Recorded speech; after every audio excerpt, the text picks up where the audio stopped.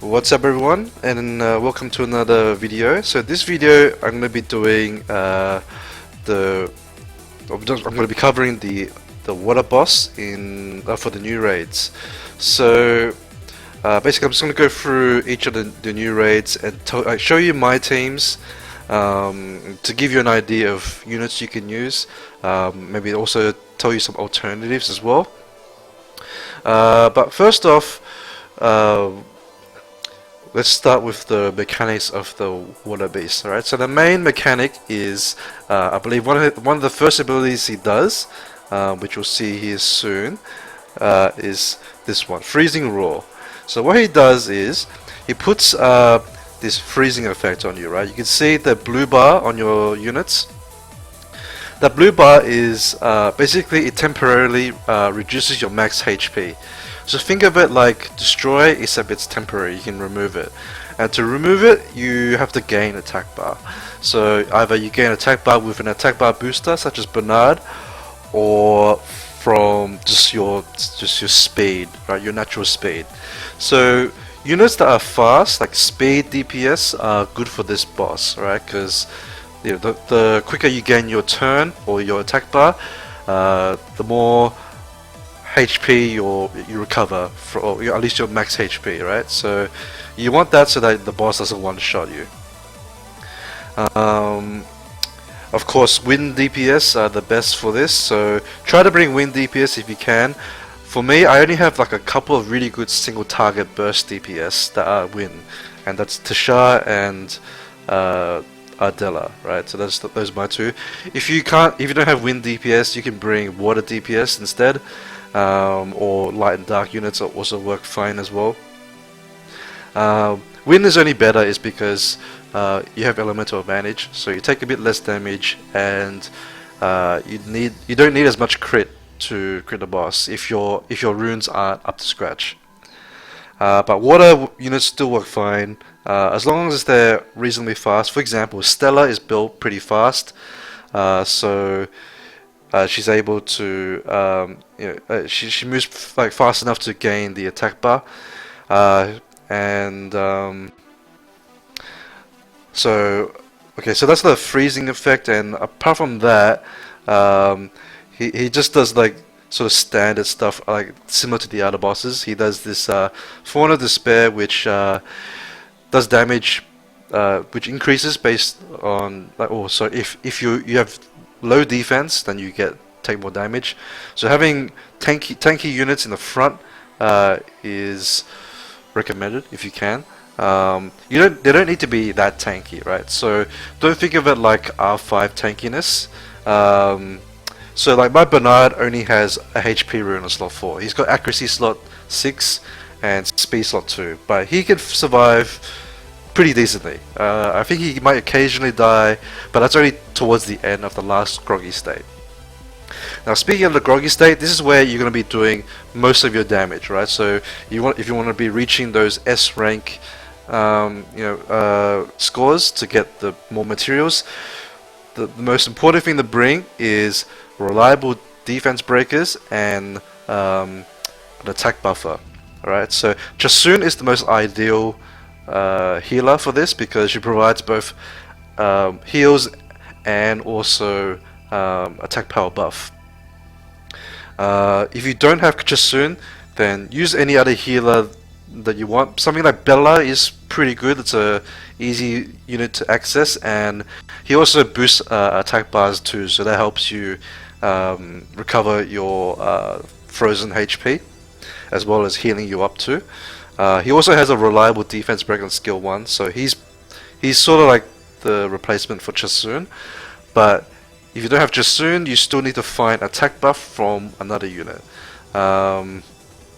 Just off the top of my head, you could probably use Galleon. Galleon is typically not that ideal for raids, but the people who have him, you can use him. Otherwise, find another attack power buffer that is water or wind. Okay.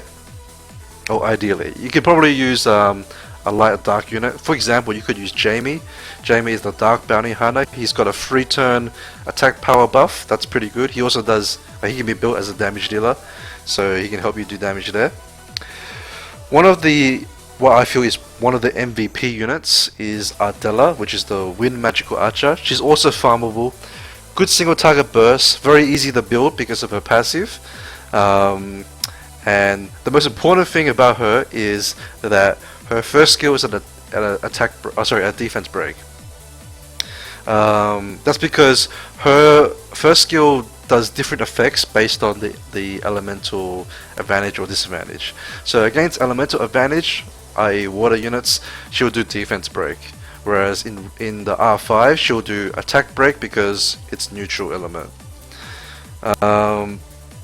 So she's very good for this, and if you stack a lot of wind units, then she's really good for it as well, because she's got a wind attack power leader, 35%. It's pretty good.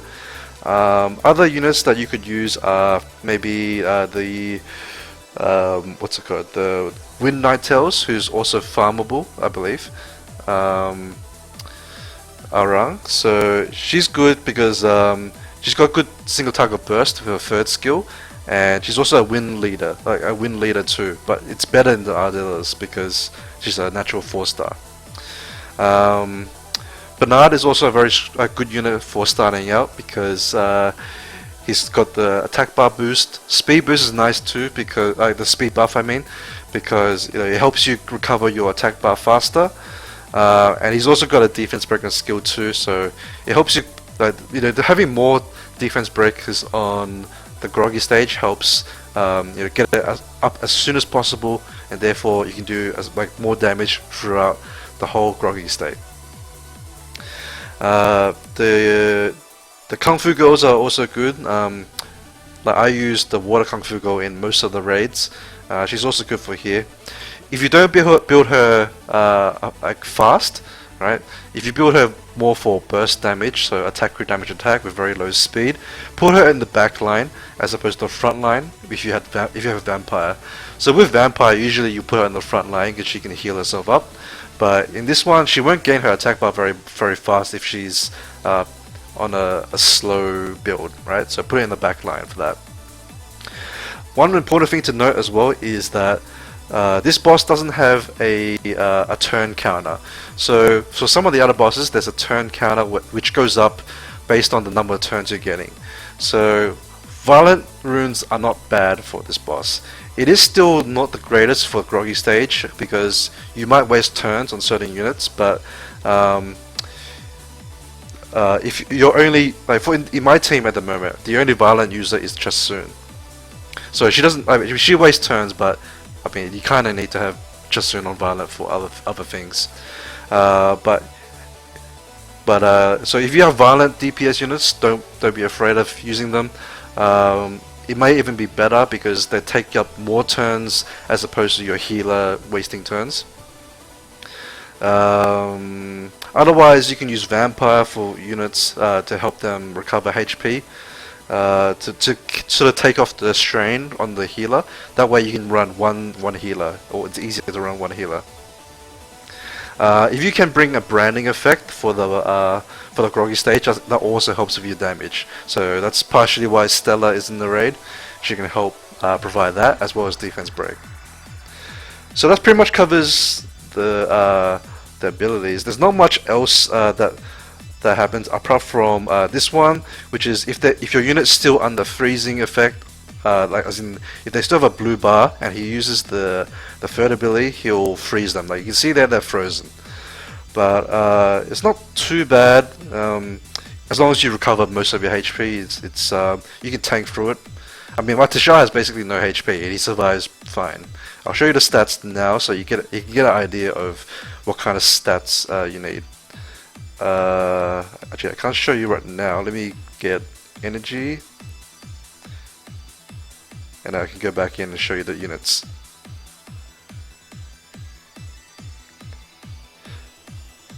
Okay, so Chasun, these are her stats. Violent will. This is for PvP build, but you don't really need a specific build on her for the blue raid, right? Any sort of Chasun build will work pretty fine as long as she's decently fast. So if you need to give her slot 2 speed, go ahead. She doesn't need that much HP. She'll survive with less than this. So don't worry too much about her. As long as if you have her, then it'll make it easy.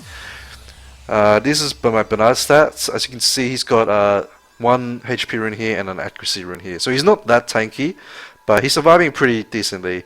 He also has pretty good base defense, so if you've got some good defense substats on him, it will make it easier to survive in the front line. Apart from that, nothing special. Obviously, you just want him to be as fast as possible, like a typical Bernard does. Okay, this is my Xiaolin stats. She's on Vampire Revenge. This is more for an R5 build, but it works in a lot of the new raids, including this one.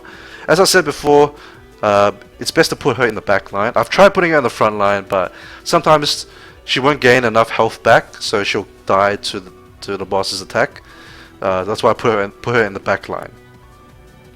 Now this is my Teshar stats. So as you can see, he's really squishy. He's only got 10k HP, but he survives in the back line pretty well. If you don't have, just keep in mind also, I have max glory point buildings. So if you don't have max buildings, you might need to make your units a little bit tankier. But yeah, like a typical Teshar, you just want as much damage as you can. Mine's a speed built one, so that's why it's good for this raid. If you build a Teshar very slow, they may not be as good, but if it's got like a decent amount of speed, like say 150, 160 speed, then that's still fine. It should work okay in the raid. If you're using like a slower Teshar though, like if you really want to use a slower Teshar, because maybe you want the leader skill, it's a pretty good leader skill. Keep in mind that the dungeon leader skills do work in the raid beast. If you want to use him for that, just give him a bit more HP. Try to get him maybe to like 14 to 15k HP, I would estimate, just to give him extra buffer against the freezing effect. This is my Stella. Alright, so Stella is built like it's like a typical Swift one. This is more for dragons, but it works here as well. Nothing really special. Ideally, it would be on max crit, but because I built it for dragon, I only put it to 85. So if you use something like this, then a crit lead might be beneficial for you as well. But I think in this team, only really the Stella and the Xiaolin don't have max crit. So I'm trying the win leader to see, because generally speaking, attack power lead's always going to benefit everyone, right? It doesn't matter how much crit rate you have, it will always benefit you. There's no wasted stat. So that's why I'm trying to use this, but it's reasonable to do crit rate too. So this is my Adela stats. She's on Vampire. This was mainly because I was going to use her in frontline for the fire raid, but she didn't do that well in there. I have to relook at her runes, but she's really easy to rune up because of this crit rate passive, right? Especially because she has elemental advantage against the boss, so very easy to get max crit. So the rune requirements on her are very low. Alright, so these are the stats on my units. Just some alternatives you can use. Okay, so if you don't have any of those units, you can use something like Filmars, works fine, because he's typically going to be built as a fast unit. He also has the crit leader too if you happen to need it. Speed-based nukers, single target damage is pretty good for raids. He also has a defense breaking skill too for the groggy stage, so he's just good all round. He's also a farmable unit. Of course, it's based on luck, but you can use him.